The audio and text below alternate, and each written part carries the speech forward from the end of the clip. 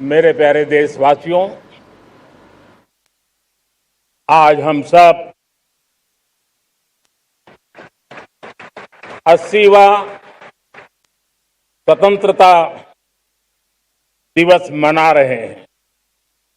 आज हर दिलों की धड़कन वंदे मातरम के नाद से गूंज रही। आज हर घर तिरंगा है, हर मन तिरंगा है और देश उत्साह और उमंग के साथ नए संकल्पों को लेकर के आज आगे बढ़ रहा है। आप सबको स्वतंत्रता दिवस की बहुत बहुत शुभकामनाएं।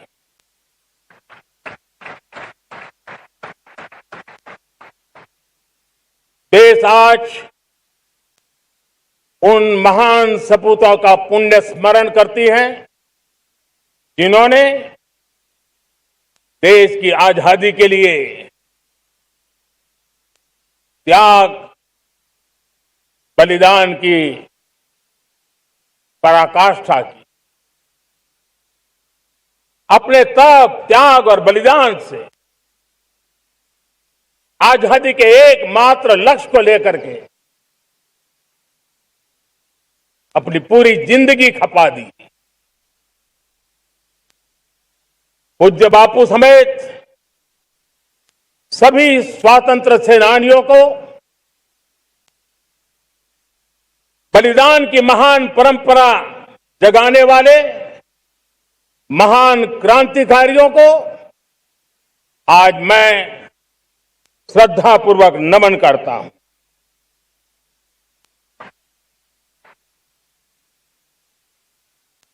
आज जो इस समारोह में उपस्थित है उन सब के लिए आज एक ऐतिहासिक पल भी है।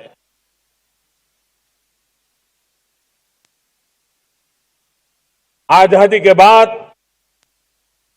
15 अगस्त को लाल किले पर पहली बार वंदे मातरम गूंज रहा है।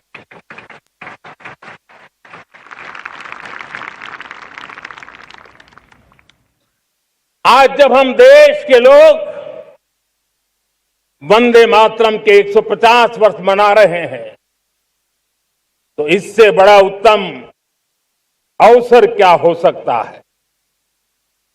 मेरे प्यारे देशवासियों, पिछले दिनों देश के कुछ हिस्सों में बाढ़ का प्रकोप रहा, भूस्खलन का प्रकोप रहा, अनेक परिवार प्रभावित हुए। उनके दुख दर्द को हम भली भांति अनुभव करते हैं। पीड़ित परिवारों को मैं विश्वास दिलाता हूं कि हम और पूरा देश उनके साथ खड़े हैं। मेरे प्यारे देशवासियों, कोई भी राष्ट्र तब महान बनता है, तब अपनी सिद्धियों को प्राप्त करता है जब अपने सपनों, अपने संकल्पों और अपने सामर्थ्य के दम पर आगे बढ़ता है। मेरे देशवासियों, अब छोटे सपनों से चलने वाला नहीं है। हमें बड़े सपने, क्योंकि बड़े सपने हमारी सोच को भी विस्तार देते हैं, हमारी सोच की क्षितिज को विस्तृत करते हैं। हमारे संकल्प दृढ़ होने चाहिए, जब संकल्प दृढ़ होता है तो कठिनाइयों से, आपदाओं के बीच से रास्ते निकालने का सामर्थ्य अपने आप उभर करके आता है।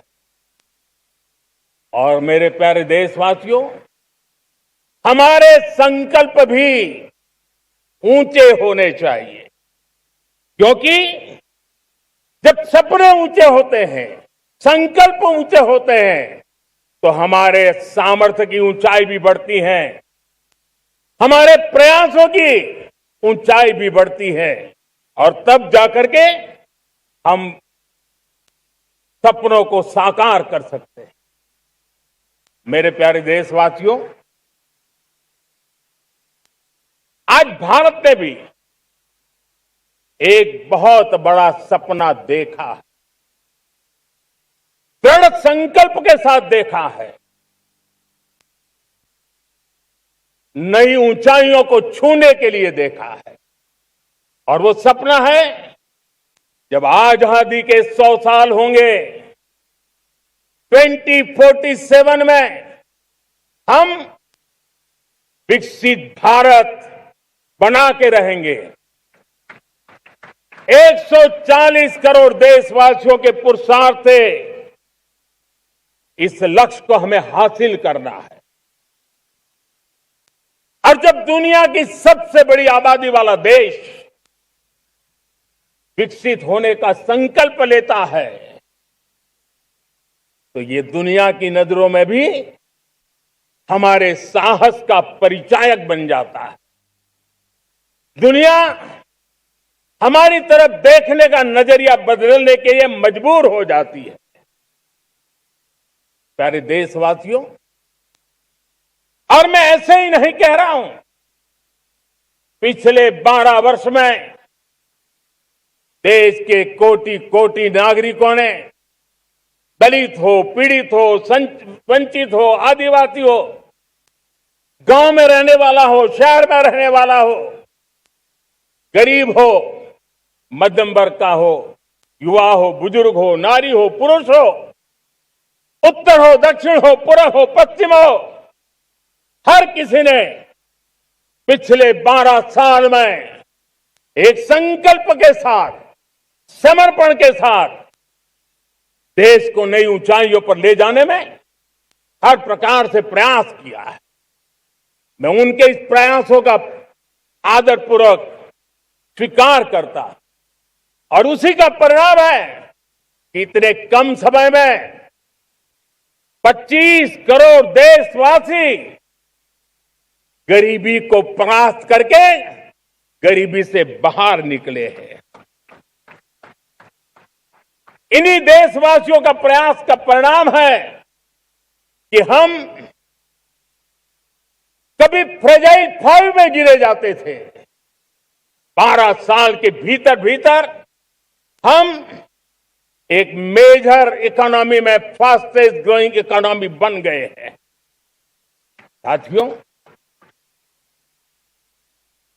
देश आजाद हुआ, बहुत सारे सपने लेकर के आजाद हुआ, लेकिन हम गति नहीं पकड़ पाए, रफ्तार नहीं पकड़ पाए। होती है, चलती है, अरे हो जाएगा, देखा जाएगा, उसी में खोए रहे। 2014 तक आते आते तो पूरे विश्व ने हमें फ्रेजाइल 5 के उस में डंप कर दिया था। ऐसे समय पिछले 12 साल में भारत ने एक नई रफ्तार पकड़ी, तेज गति से हम आगे बढ़ रहे हैं। और देशवासियों का संकल्प है कि अब 140 करोड़ देशवासियों के संकल्प को, सामर्थ्य को रोकना नामुमकिन है। प्यारे देशवासियों, पिछले 12 वर्षों में डिफेंस प्रोडक्शन करीब 4 गुना हुआ, खादी और ग्रामोद्योग का उत्पादन करीब 5 गुना हुआ, इलेक्ट्रॉनिक मैन्युफैक्चरिंग करीब 7 गुना बढ़ा, आधुनिक रेलवे कोच का निर्माण 21 गुना बढ़ा, मोबाइल फोन उत्पादन 33 गुना बढ़ा। इतना ही नहीं, आधुनिक युग को देकर के भी डिजिटल और इनोवेशन की दुनिया में भी हमने अपना परचम लहराया। इंटरनेट यूजर, इंटरनेट कंज्यूमर करीब करीब 4 गुना बढ़े। पेटेंट ग्रांट होने की संख्या 4 गुना बढ़ी। डिजिटल ट्रांजैक्शन 100 गुना बढ़े। सामान्य मानवीय की सुविधाओं की तरफ भी हमने उतना ही गंभीरता से काम किया। हर साल औसतन 15 गुना ज्यादा तेजी से हमने नल से जल कनेक्शन दिए। हर साल औसतन 6 गुनी ज्यादा रफ्तार से लोगों को गैस कनेक्शन दिए। हर साल 4 गुनी रफ्तार से गरीबों के लिए टॉयलेट बनाने का काम किया। हर साल 3 गुना ज्यादा तेजी से गरीबों को घर देने का काम किया। देश ने गवर्नेंस में भी बहुत बदलाव लाया। हजारों की संख्या में कंप्लायंसेस खत्म किए। सैकड़ों की तादाद में पुराने कानून खत्म किए। पिछली शताब्दी के कानूनों से 21वीं शताब्दी की मार्च नहीं हो सकती।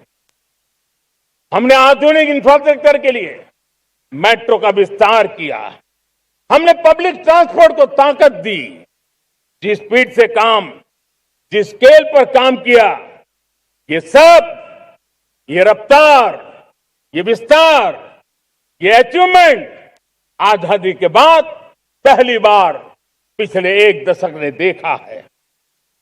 और जब इतनी सारी सिद्धियां हमारे सामने हो, इतनी तेज गति दिखाई देती हो, देशवासियों का सामर्थ्य पल पल प्रकट होता है, तब तो 2047 में विकसित भारत बनने का संकल्प कभी भी अधूरा नहीं रह सकता है।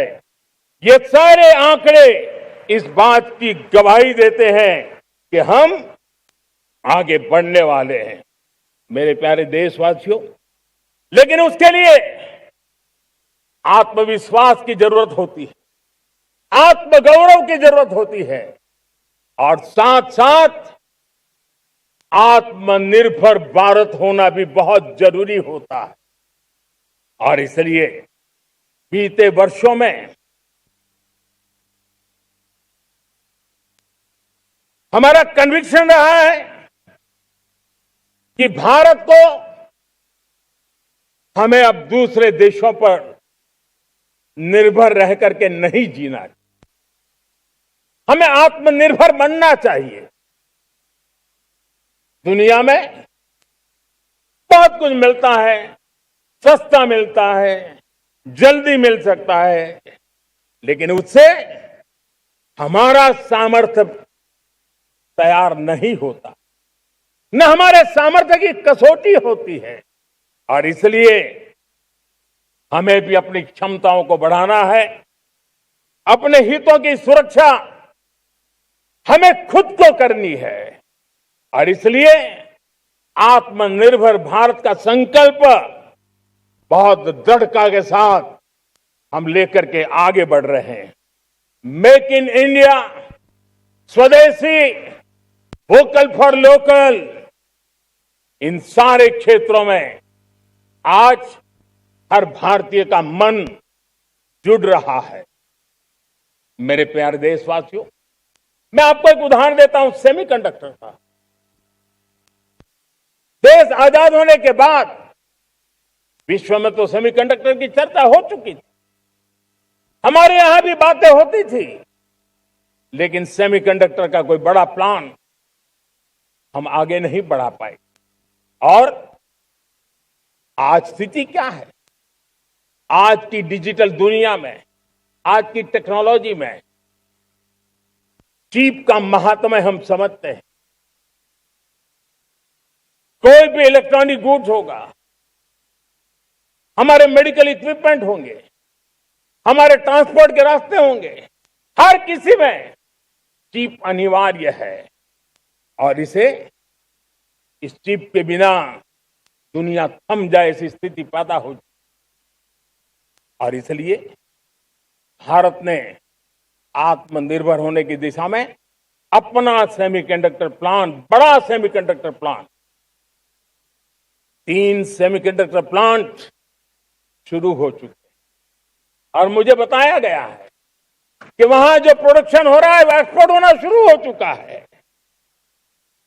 और मैं देशवासियों को कहना चाहता हूं, आने वाले 7-8 वर्ष में और 5, 7 या 8 सेमीकंडक्टर प्लांट बहुत ही जल्द शुरू होने वाले। ये आत्मनिर्भर भारत हमें विकसित भारत की दिशा में जाने का महामार्ग देती। मेरे प्यारे देशवासियों, वैसी ही एक चर्चा क्रिटिकल मिनरल की हो रही है। पूरी टेक्नोलॉजी क्रिटिकल मिनरल पर निर्भर है। भारत इसमें भी अपने आप को सुरक्षित करने में जुटा हुआ है। क्रिटिकल मिनरल का लक्ष्य साझा किया जाए। नेशनल क्रिटिकल मिनरल ये हमने लॉन्च किया। बजट में क्रिटिकल मिनरल कॉरिडोर की हमने घोषणा की है। कई देशों के साथ एग्रीमेंट हो रहे हैं। विश्व के कई देश अब इस क्रिटिकल मिनरल के विषय में भारत के पर भरोसा करने लगे हैं। मेरे प्यारे देशवासियों, जैसे सेमीकंडक्टर की बात हो, क्रिटिकल मिनरल की बात हो, वैसे ही जिस टेक्नोलॉजी की दिशा में हम जा रहे हैं, दुनिया जा रही है, उसमें एनर्जी का महत्व और बढ़ता चला जा रहा है। अब एनर्जी के बिना भी नई दुनिया को चलाना मुश्किल है और इसलिए हमें चिप हो, एआई हो, डेटा सेंटर हो, हमें बहुत बड़ी मात्रा में बिजली की जरूरत होगी। एनर्जी सिक्योरिटी ये हमारे समय की मांग है और इसलिए हमने पहले से ही उस दिशा में एक के बाद एक मजबूत कदम उठाए हैं। एनर्जी सिक्योरिटी का एक बड़ा माध्यम है परमाणु ऊर्जा, न्यूक्लियर एनर्जी। हमने पार्लियामेंट में शांति एक्ट पास कर करके एक नए लक्ष्य तरफ जाने का रास्ता तय कर लिया है। 2047 तक हम 100 गीगावाट न्यूक्लियर पावर का लक्ष्य लेकर के चल रहे हैं।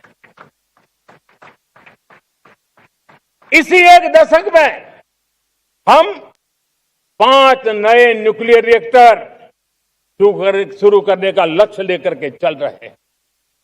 इस वर्ष भारत ने फास्ट ब्रीडर न्यूक्लियर टेक्नोलॉजी में महारत हासिल करके एक अहम पड़ाव पार किया है और उसके कारण परमाणु ईंधन में आत्मनिर्भर बनने की दिशा में हमें एक बहुत बड़ा सफलता का कदम हमने रखा है। मेरे प्यारे देशवासियों, कई बार संसाधनों की कमी के कारण देश रुकता नहीं है, लेकिन रुकने का कारण सोच की सीमाएं होती हैं। जब सोच बंध जाती है, सीमाओं में सड़ने लग जाती है, तब हम अपने सामर्थ्य को भी पहचान नहीं पाते हैं। देश को आज कच्चे तेल पर निर्भर रहना पड़ रहा है और हमारी गलत सोच के कारण है। आप जान के हैरान हो जाएंगे, हमने समुद्री तट पे 99% हमारा समुद्री तट का पूरा हिस्सा ऐसी सोच के कारण नो गो एरिया घोषित करके रखा था। हमने ही समंदर के अंदर जाकर के एक्सप्लोरेशन न करने का निर्णय कर लिया था। ये सोच का दारिद्र्य था। हमने फैसला किया ये नहीं चल सकता। हमने उस 99% को जो कभी नो गो एरिया हुआ करते थे, हमने उसको गो एहेड एरिया के रूप में खुला कर दिया है। और अब हम समुद्र के भीतर भी एक्सप्लोरेशन करने की और नए नए भंडार खोजने की दिशा में हम प्रवृत्त हैं, हम प्रयास कर रहे हैं। हमने पिछले वर्ष उसी दिशा में एक महत्वपूर्ण कदम रखते हुए समुद्र मंथन की घोषणा की थी और पिछले दिनों हमने 85,000 करोड़ रुपए इस काम के लिए आवंटित करके काम को गति देने का निर्णय कर लिया है। मेरे प्यारे देशवासियों, एनर्जी सिक्योरिटी,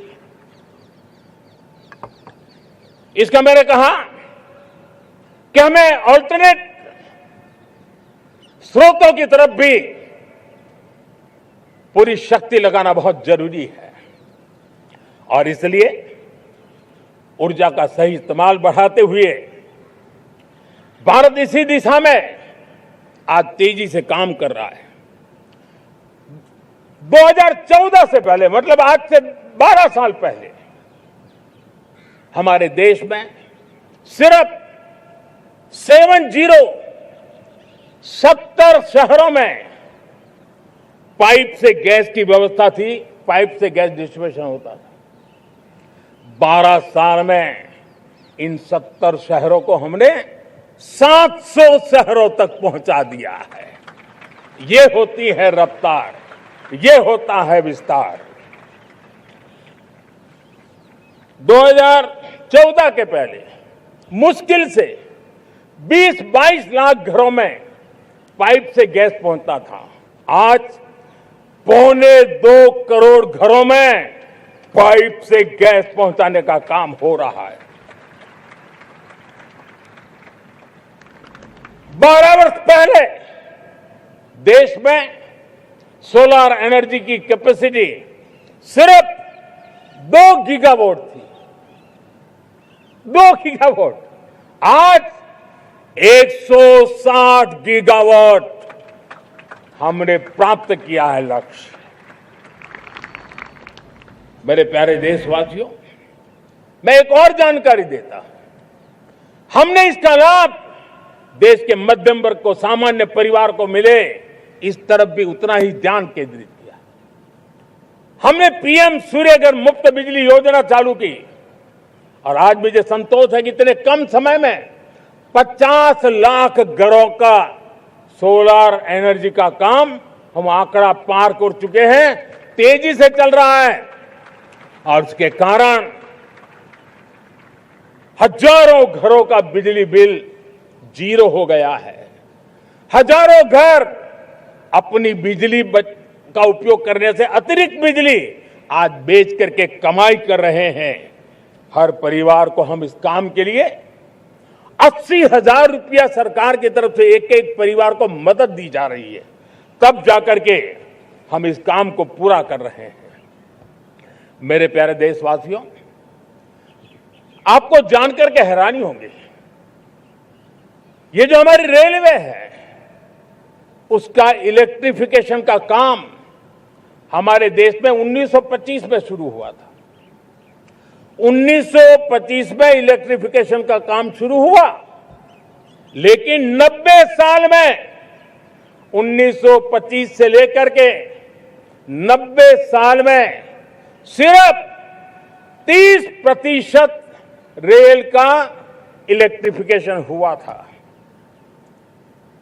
यानी 90 साल में 30%। हमारी रफ्तार देखिए, लक्ष्य को पाने के लिए हमारी दौड़ देख लीजिए। हमने एक दशक के अंदर 100% काम पूरा कर दिया। 90 साल में 30%, 10 साल में 70%, ये होता है काम। और इसके कारण डीजल जो हमें बाहर से लाना पड़ता है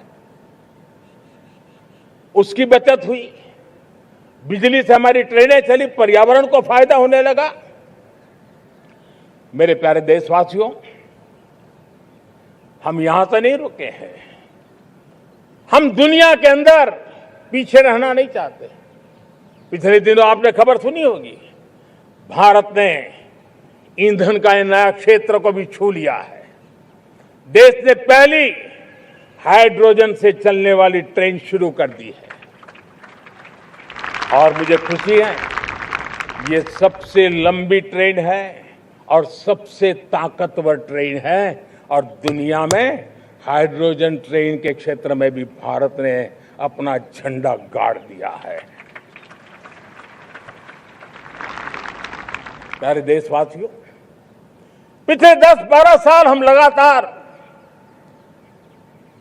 2047 के लक्ष्य को पाने के लिए दौड़ रहे हैं, एक के बाद एक सोपान सिद्ध कर रहे हैं।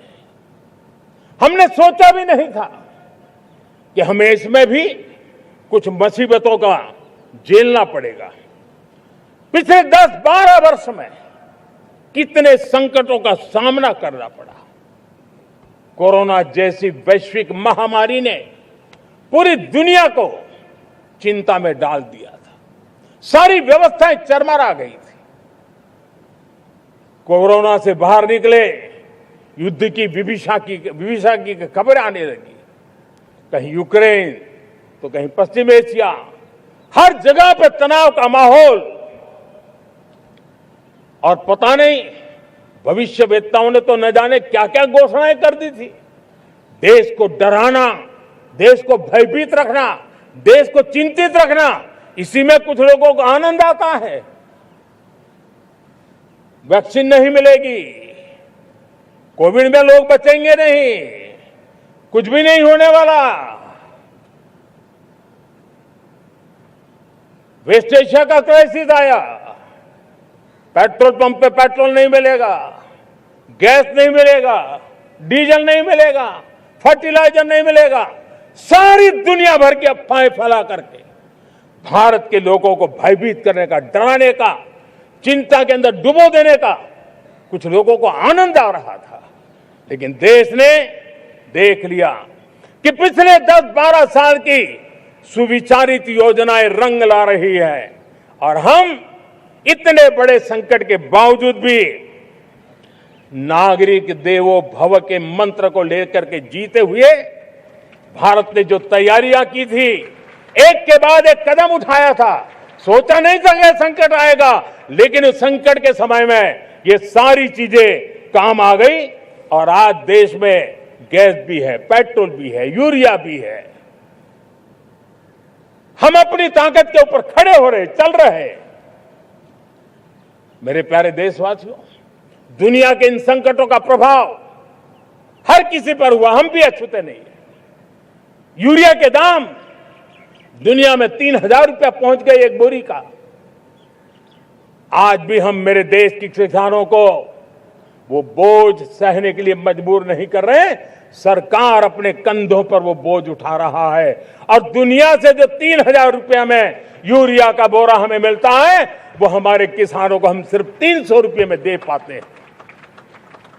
इतना ही नहीं, डीएपी आज दुनिया में बाजार 5,000 पहुंच चुका है, लेकिन मेरे देश के किसानों को दिक्कत ना हो इसलिए 1,350 रुपये में आज भी डीएपी देने का काम हम कर रहे हैं। मेरे प्यारे देशवासियों, एक समय था जब मैं आत्मनिर्भरता की बात कर रहा था तो कुछ लोग एयर कंडीशन चैम्बर में बैठ करके सोचने वाले लोग हमें बता रहे थे ग्लोबलाइजेशन का क्या होगा। लेकिन दुनिया देख रही है कि पिछले एक दशक में ऐसा लग रहा है कि दुनिया ने ग्लोबलाइजेशन बोलना ही बंद कर दिया है। जहां से ग्लोबलाइजेशन की आवाज आती थी वो बंद सुनाई नहीं देती है। दुनिया का हर देश अपनी अपनी संभालों के मिजाज की तरफ गया है। लेकिन दुर्भाग्य से इस संकट के कालखंड में कुछ लोगों ने अपना रुतबा दिखाने के लिए संसाधनों को वेपनाइज करने का खेल खेला है। दुनिया अपने पास जो कुछ भी है उसको वेपनाइज करने में लगी है। संसाधनों का वेपनाइज, रिसोर्स का वेपनाइज, पेट्रोल, डीजल, फर्टिलाइजर्स, दवाइयां, टेक्नोलॉजी की चिप्स, इतना ही नहीं भूभाग को भी वेपनाइज किया जा रहा है। और ऐसे समय अगर हम आत्मनिर्भरता मंत्र को लेकर 10 साल सही दिशा में न चले होते तो हम कल्पना कर सकते हैं कि ऐसी चुनौतियों का मजबूती से मुकाबला कैसे करते हैं।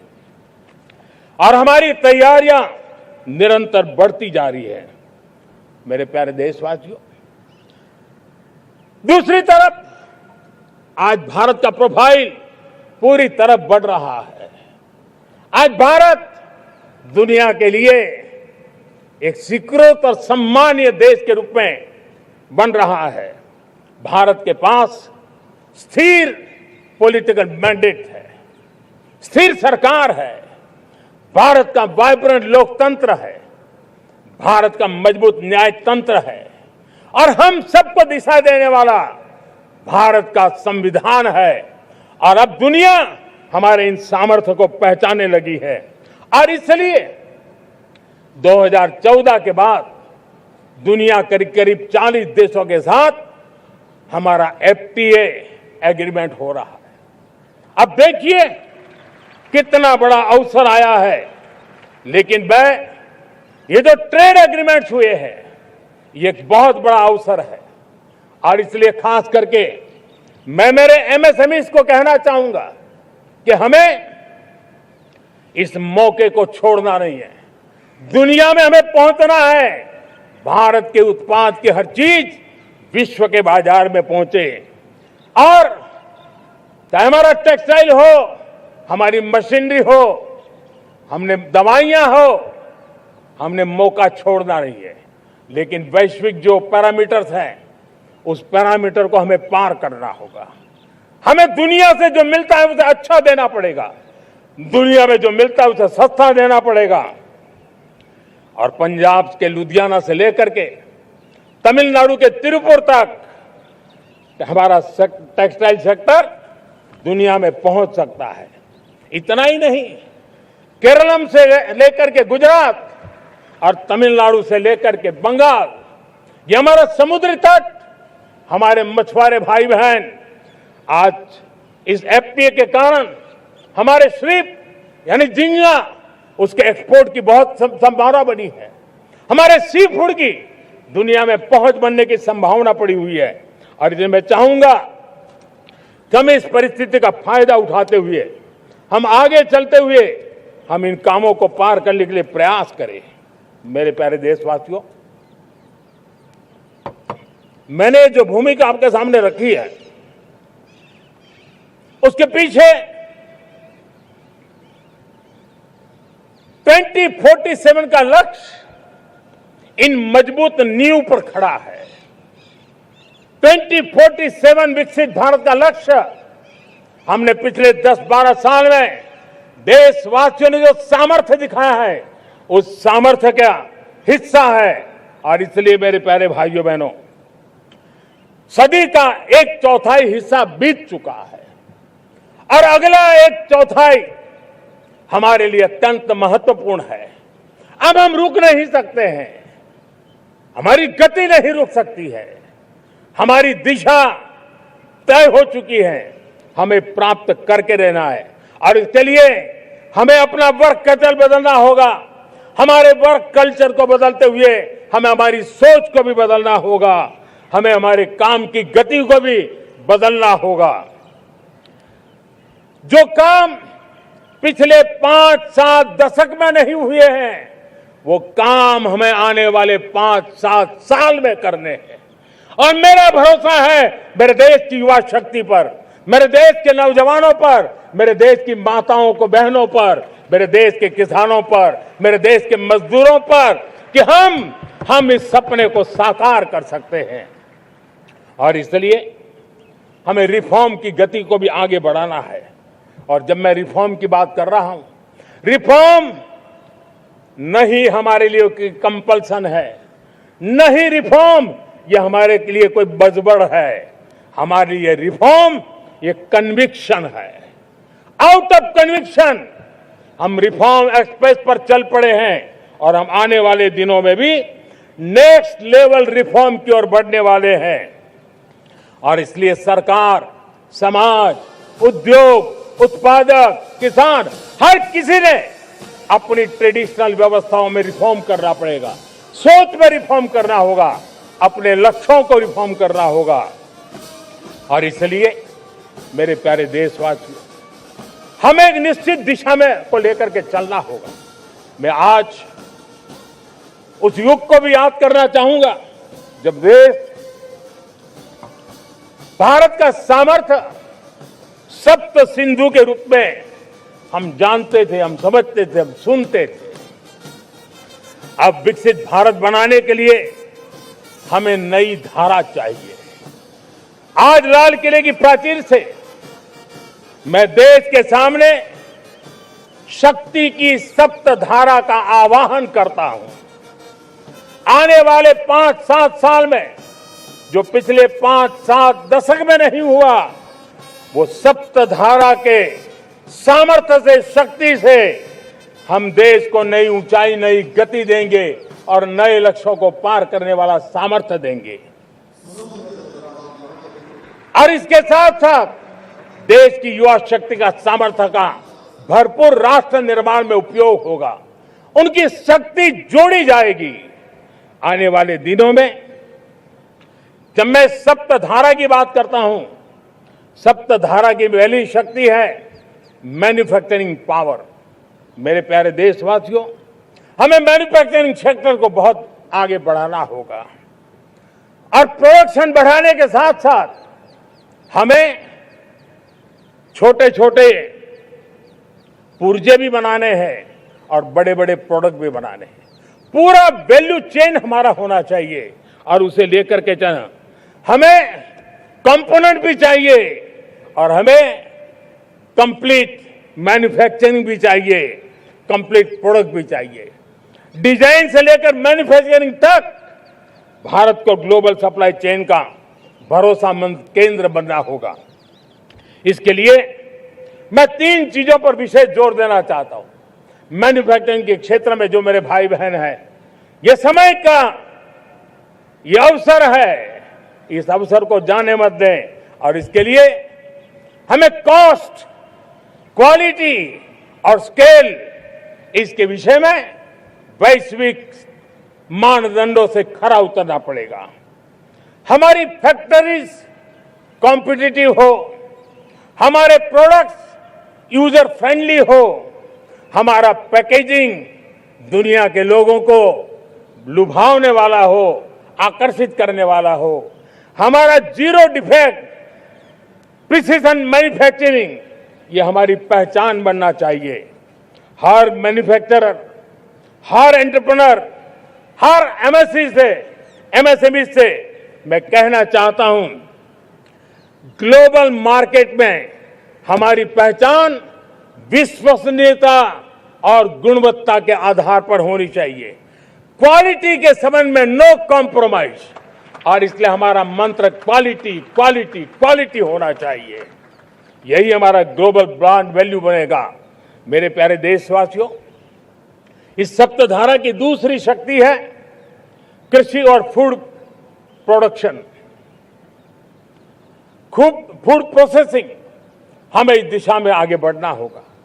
हमारे किसानों ने, अब दुनिया के बाजार खुल चुके हैं, एफपीए के कारण हमें एक बहुत बड़ा मार्केट मिल रहा है। हमें वहां पहुंचना है, हमें उस जगह को हाथ लगाना है। हमें खेत से लेकर एक्सपोर्ट मार्केट की ओर जाना होगा। हमारे पारंपरिक खान पान हो, हमारे मिलेट्स हो, हमारे मसाला हो, हमारे फल हो, फूल हो, क्या कुछ नहीं है हमारे पास, वो ग्लोबल ब्रांड्स बनने चाहिए। हमारे किसान केमिकल फ्री खेती को बल देंगे, दुनिया में इनकी मांग और बढ़ने वाली है। और जो ग्लोबल पैरामीटर्स के अंदर हर प्रकार से सिद्ध होने वाले हमारे एग्रो प्रोडक्ट होंगे, तो दुनिया में हम आसानी से पहुंच पाएंगे। मेरी सप्तधारा की तीसरी शक्ति है टेक्नोलॉजी और इनोवेशन। मेरे प्यारे देशवासियों, आज जमाना एआई का है, क्वांटम का है, स्पेस का है, रोबोटिक्स का है, डेटा सेंटर्स का है। पूरी तरह एक नया क्षेत्र खुल चुका है और इमर्जिंग टेक्नोलॉजी ये भी हर पल हमें चुनौती दे रही है। और इसलिए देश को दुनिया के लिए मार्केट नहीं बना देना, हमें इनोवेशन का हब बनना है। हमने यूपीआई और डिजिटल पब्लिक इंफ्रास्ट्रक्चर में लोहा मनवा लिया है, हमारी ताकत का परिचय करवा दिया है।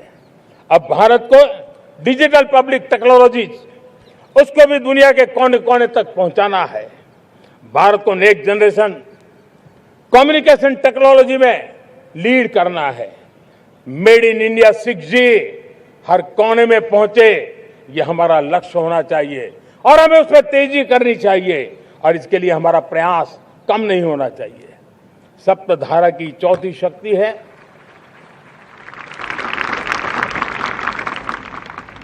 गति शक्ति। ये गति शक्ति देश के अंदर सीमलेस फास्ट कनेक्टिविटी पर हमें बल देना होगा। शहरों को हाई स्पीड रेल से हमें जोड़ना होगा। मॉडर्न हाईवे चाहिए, इनलाइन वाटरवेज चाहिए, एयरपोर्ट चाहिए, मल्टी मॉडल लॉजिस्टिक की व्यवस्था चाहिए। हमें पोर्ट्स को सिर्फ सामान उतारना चढ़ाने की जगह नहीं, दुनिया के शिप्स आकर के लंगर हो जाए इतना नहीं, हमें हमारे पोर्ट्स को पोर्ट लेड डेवलपमेंट ग्रोथ की दिशा में हमें आगे बढ़ना होगा। हमारी पांचवी शक्ति है सप्तधारा की, वो है रक्षा शक्ति। और ये रक्षा शक्ति का महत्व हर प्रकार से है। मेरे प्यारे देशवासियों, डिफेंस में आत्मनिर्भर होना अब भारत ने अनुभव कर लिया, दुनिया ने अनुभव कर लिया है, इसके बिना कोई चारा नहीं है। विश्व जब अपनी अपनी ही सोच रहा है, तब भारत विश्व के लिए बाजार बन करके नहीं रह सकता है। हमें डिफेंस के क्षेत्र में आत्मनिर्भर होना हुआ। Next generation defence technology develop करके हमें ग्लोबल सप्लायर बनने की दिशा में हमें लक्ष्य लेकर के चलना है। हमें ड्रोन, काउंटर ड्रोन सिस्टम को विकसित करना होगा और हाइपरसोनिक डिफेंस टेक्नोलॉजीज उस पर हमें लीडरशिप लेनी होगी। साथियों, साइबर सुरक्षा भी आज हर घर के लिए एक समस्या बन रही है। वो भी एक रक्षा का क्षेत्र है जिसमें हमारे युवाओं की जो सामर्थ्य है, उस सामर्थ्य का उपयोग हम देश के और दुनिया के लिए कर सकते हैं।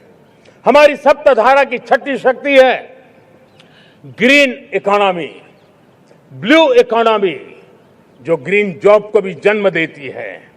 हमें green hydrogen, renewable energy, energy storage, green mobility, green manufacturing in global scale हमें पा करके रहना है। हमें दुनिया जब ग्लोबल वार्मिंग की चर्चा करती रहती है, हम रास्ते खोजते रहते हैं, हम समस्याओं का समाधान दे रहे हैं और भारत ये ग्रीन मूवमेंट का बहुत बड़ा सामर्थ्य लेकर के चलिए। भारत के पास ब्लू इकोनॉमी के लिए भी बहुत बड़ा अवसर है। बहुत बड़ा लंबा हमारा कोस्ट लाइन है। ब्लू इकोनॉमी के लिए बहुत बड़े अवसर है। फिशरीज है, कोस्टल टूरिज्म है, ओशन टेक्नोलॉजी है। ऐसे कितने ही क्षेत्र हैं जिसमें हम आगे बढ़ सकते हैं। मेरे प्यारे देशवासियों, भारत सप्तधारा की जब बात करके लेकर चला है, तब हमारी सातवीं धारा है और दुनिया के लिए इसका अपना भी एक महत्व है और वो है भारत का सॉफ्ट पावर। भारत के सॉफ्ट पावर की ताकत है। आज योग ने पूरी दुनिया को भारत के साथ जोड़ के रखा हुआ है। योग दुनिया के लिए एक ऊर्जा बनता जा रहा है, भारत के लिए विश्वास का बड़ा कारण बनता जा रहा है। जिस भारत के पास आस्था के केंद्र हो, जिस भारत के पास आयुर्वेद हो, जिस प्रकार से भारत के पास होलिस्टिक हेल्थ केयर की व्यवस्था हो, हील इन इंडिया का मूवमेंट हो, हम दुनिया के अंदर हमारे सामर्थ्य को लेकर के जा सकते हैं। हैंडीक्राफ्ट हो, संस्कृति हो, हमारी फिल्में हो, हमारा क्रिएटिव वर्ल्ड हो, वीएफएक्स हो, हमारा एनिमेशन हो, हमारे गेमिंग हो, डिजिटल कंटेंट हो, क्रिएटिव वर्ल्ड के अंदर भारत अपना रुतबा दिखा सकता है। हमने उसको वैश्विक सामर्थ्य के रूप में विकसित करना होगा। आज भारत ने वेव समिट को एक बहुत बड़ी ताकत दी है। दुनिया धीरे धीरे भारत का ये जो world audio visual and entertainment summit है, उसकी राह देखता रहता है और वो भारत के सॉफ्ट पावर को, भारत के क्रिएटिव दुनिया को परिचित करेगा। मेरे प्यारे देशवासियों, भारत के पास विशाल वन्य संपदा है। हमारे पास 100 से ज्यादा नेशनल पार्क है, क्षमता बहुत है, लेकिन विदेशी टूरिस्टों को आकर्षित करने में हम कम पड़े हैं। हमें मौका है हमारे सॉफ्ट पावर के माध्यम से दुनिया के टूरिस्टों को भारत के लिए आकर्षित करने का। हमारा सामर्थ्य में दुनिया को दिखाना है। हम ये काम आरा से करें और हम जल्द से जल्द हम इन लोगों आज दुनिया में स्पोर्ट्स की जो है वो भी एक बहुत बड़ा भारत के प्रति आकर्षण का केंद्र। दुनिया के स्पोर्ट्स इवेंट भारत में क्यों ना हो। कॉन्स्टेंट इकोनॉमी बहुत बढ़ रही है, देश के नौजवानों का आकर्षण है। विश्व का हर कोई कलाकार चाहता है कभी न कभी भारत की धरती पर अपना कॉन्सर्ट करे। ये एक बहुत बड़ा अवसर है, हमें इसको मोबिलाइज करने के लिए व्यवस्थाएं खड़ी करनी होगी। साथियों, सप्तधारा की इन 7 शक्तियां, सप्त शक्तियां उद्देश्य सिर्फ एक सेक्टर में प्रगति करने का नहीं है। एक होलिस्टिक अप्रोच के साथ हमें राष्ट्र को जो लक्ष्य लेकर के हम चल रहे हैं, जो एम्बिशन लेकर के चल रहे हैं, उस स्केल को हमें पार करने की दिशा में काम करना है। मेरे प्यारे देशवासियों, कुछ चीजें मैंने बताई हैं, लेकिन मैं इससे भी आगे सोचता हूं। मैं जरा देश को झकझोरना चाहता हूं। मैं देश की शक्ति को भी झकझोरना चाहता हूं। देश यानी सिर्फ सरकार नहीं होती है, देश यानी हर नागरिक जुड़ता है। क्या हम सोच नहीं सकते कि फॉर्च्यून 500 की चर्चा तो बहुत सुनते हैं, आने वाले एक दशक में इन फॉर्च्यून 500 में 50 कंपनियां भारत की क्यों न हो, ये लक्ष्य हमारा क्यों न होना चाहिए। आज बैंकिंग सेक्टर फल फूल रहा है। दुनिया की टॉप बैंक के अंदर भारत की बैंक का झंडा भी क्यों न फहरता हो। भारत की बैंक भी टॉप बैंक 5 बैंक में भारत की भी एक बैंक होनी चाहिए। भारत की फार्मा की दिशा में हमने बहुत काम किया है, लेकिन समय की मांग है कि दुनिया की 5 बड़ी फार्मा कंपनियों में भारत की भी 1-2 फार्मा कंपनियों का नाम गूंजना चाहिए। भारत उसमें अपना स्थान बनाना चाहिए। लॉ फर्म्स होते हैं, रेटिंग एजेंसी होती है। क्या समय की मांग नहीं है कि ग्लोबल लीडरशिप अब हमारे हाथ में होनी चाहिए। टैलेंट है, सामर्थ्य है, हमारा लंबा इतिहास भी है, भाषाओं पर हमारा प्रभुत्व है। हमें विश्व में पहुंचना चाहिए। हमारी कोई कंसल्टिंग फर्म, अकाउंटिंग फर्म दुनिया के टॉप फर्म्स के अंदर क्यों नहीं होनी चाहिए। भारत की टेक्नोलॉजी कंपनियां दुनिया के अंदर सिरमौर हो, यह हमारा लक्ष्य होना चाहिए। हमारे ऐसे ब्रांड हो जिससे दुनिया आकर्षित होती हो, हमारे ब्रांड हमारे देश की पहचान हो और विश्व के लिए एक डेस्टिनेशन बन जाए। उस दिशा में हमें काम करना है और इसके लिए मैं राज्य सरकारों को कहना चाहता हूं, मैं स्थानिक स्वराज की संस्थाओं को कहना चाहता हूं, भारत सरकार का भी यह दायित्व है कि हमें हमारे रिफॉर्म की गति बढ़ानी होगी। हमें 2047 के लक्ष्य के अनुरूप हमारी व्यवस्थाओं को विकसित करना होगा। हमें बीते हुए काल के नीति नियमों से नहीं चल सकते, हमें आने वाले सपनों के हिसाब से नीति नियमों को गढ़ना होगा और इसको अगर हम गढ़ेंगे तो मुझे पूरा विश्वास है और मैं देशवासियों को भरोसा देता हूं, इसी रास्ते मेहनत में कोई कमी न करते हुए हम विकसित भारत का सपना पार करके रहेंगे। हमें सबको मिलकर के चलना है, केंद्र सरकार हो, राज्य सरकार हो, इंडस्ट्री हो, हम सब ने मिलकर के आगे बढ़ना है। हमें रिफॉर्म्स करते रहना है, रिफॉर्म्स को आगे बढ़ाते रहना है। और मैंने पहले भी कहा था, हम रिफॉर्म कंपल्सन से नहीं, कन्विक्शन से कर रहे हैं, लक्ष्य को प्राप्त करने के लिए कर रहे हैं। मेरे प्यारे देशवासियों, जब मैं विकसित भारत की बात कर रहा हूं, देश को तेज गति से आगे बढ़ाने की बात कर रहा हूं, उसका सबसे बड़ा लाभार्थी कौन है? इन सारे प्रयासों का सबसे बड़ा साधक कौन है? अगर साधक है तो मेरे देश का युवा है, मेरे देश की युवा शक्ति है। विकसित भारत की यात्रा में युवाओं की बहुत बड़ी भूमिका है। इतना ही नहीं, विकसित भारत का सबसे बड़ा लाभार्थी भी मेरे देश का युवा है और इसलिए हमें विकसित भारत के लक्ष्य को युवाओं के साथ जोड़ करके आगे बढ़ाना है। युवाओं हमारी सर्वोच्च प्राथमिकता के साथ हमें आगे बढ़ना है। साथियों, पिछले 10-12 साल में उस दिशा में बहुत कुछ हुआ है। स्टार्टअप इंडिया अभियान, आज पूरे देश में 2.5 लाख से ज्यादा रजिस्टर्ड स्टार्टअप बन गए। देश के नौजवान खुद तो काम कर रहे हैं, अनेकों को रोजगार दे रहे हैं। 1 लाख करोड़ रुपया इनोवेशन फंड भारत सरकार ने घोषित किया है। मैं देश को, नौजवानों को कहना चाहता हूं, आप अपने सपनों को लेकर के आइए, संसाधनों की कमी नहीं रहने देंगे। 1 लाख करोड़ रुपया आपके दिल दिमाग को सामर्थ्य देने का एक व्यवस्था हमने कर दी है। रिसर्च के नए अवसर मिले, डिजिटल इंडिया के नए सस्ते डेटा, ये युवाओं को सशक्त किया।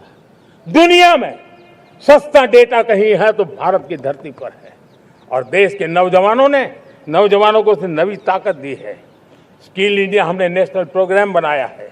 स्पेस सेक्टर को हमने ओपन कर दिया। नेशनल ड्रोन पॉलिसी हमने बनाई है। खेलो इंडिया पॉलिसी बनाई है। 35 वर्षों तक एजुकेशन पॉलिसी नहीं थी, नई एजुकेशन पॉलिसी लेकर के आए हैं, और इसका फायदा मिडिल क्लास के परिवारों को हुआ है।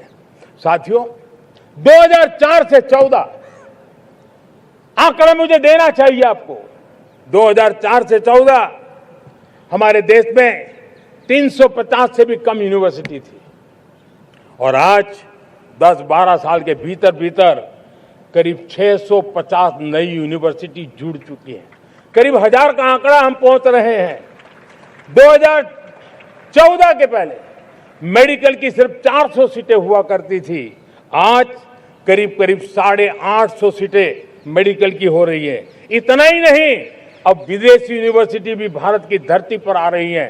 भारत के अंदर विदेशी यूनिवर्सिटी की डिग्री मेरे नौजवान को मिले, इसका प्रबंध भी हो चुका है।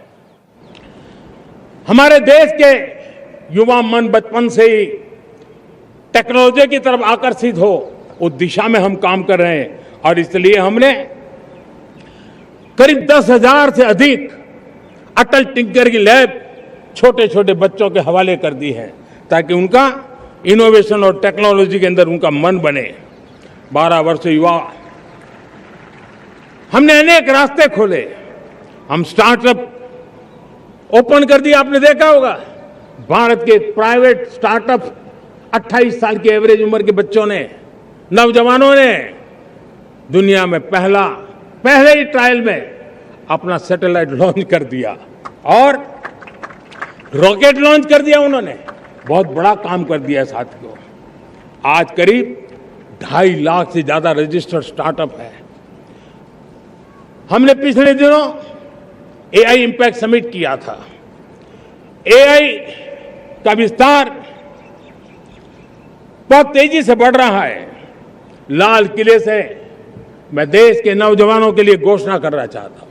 हमने तय किया है कि आने वाले 1 वर्ष में 1 करोड़ युवाओं को एआई स्किल के लिए ट्रेनिंग देने का हम काम करेंगे, ताकि हमारा देश का नौजवान एआई की दुनिया में भी नेतृत्व करने का सामर्थ्य।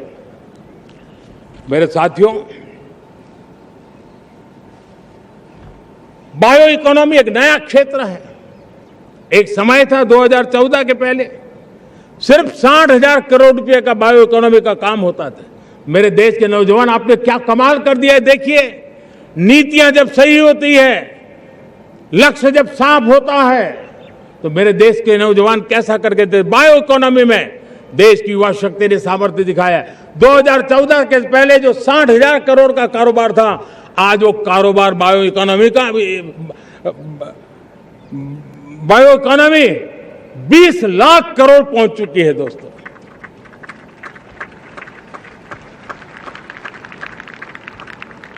दो 2009-10 का कालखंड था, सिर्फ 25 लाख इलेक्ट्रिक व्हीकल हमारे देश में बिके थे। 1.5 लाख इलेक्ट्रिक व्हीकल बिके थे 2009-10 में। 1.5 लाख इलेक्ट्रिक व्हीकल। इस 25-26 में 25 लाख इलेक्ट्रिक व्हीकल बिके हैं।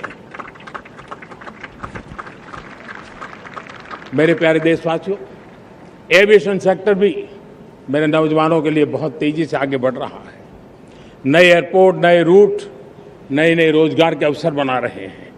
मेंटेनेंस, ओवरहॉलिंग, इसके भी कारण देश में बहुत बड़ी मात्रा में स्किल मैन पावर को काम मिल रहा है।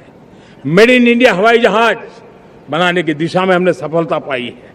Made in India defence transport aircraft C295 already अपनी उड़ान भर चुका है, सफल उड़ान भर चुका है। ये देश के नौजवानों के लिए, मेरे साथियों, ड्रोन ने भी बहुत बड़ा काम किया है। स्वामित्व योजना, गांव में ड्रोन से स्वामित्व योजना सफल हो रही है। करीब 3.25 करोड़ परिवारों को स्वामित्व योजना का लाभ मिला है।